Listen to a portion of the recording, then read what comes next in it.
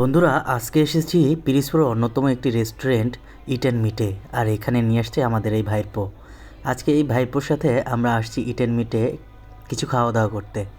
তো দেখা যাক আজকে আমাদের ভাইপো আমাদেরকে কি খাওয়ায়। এর আগে আমি এখানে ঢুকিনি, এখানে ঢুকে এখানের যে ডেকোরেশন সেটা দেখে আমার খুবই ভালো লেগেছে।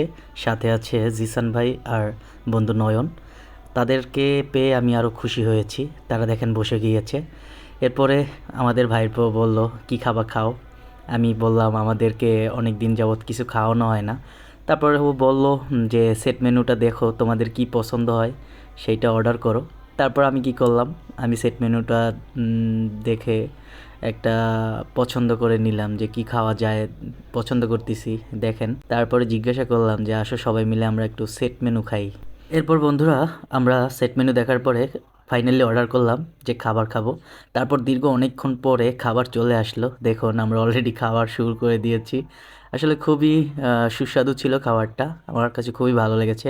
দীর্ঘ অনেক দিন পরে একটা চিকেন এবং রাইস সাথে একটু চাটনি দিয়ে খুব সুন্দরভাবে সবাই খাচ্ছি আমরা। খুবই ভালো লেগেছে। ধন্যবাদ জানাই ভাইরপোকে। দেখুন সবাই খুব স্বাদ নিয়েই খাচ্ছে। আসলে ভাইরপোর পকেটে অনেক টাকা খসাইছি আজকে আমরা। ধন্যবাদ ভাইরপো তোমাকে। ভালো আছো? তো আজকে রেস্টুরেন্টে খুব এনজয় করলাম আমরা সবাই। ভাইরপো, বিদায়, ভালো থাকবা। আমরা আজকের মতো বিদায় নিচ্ছি।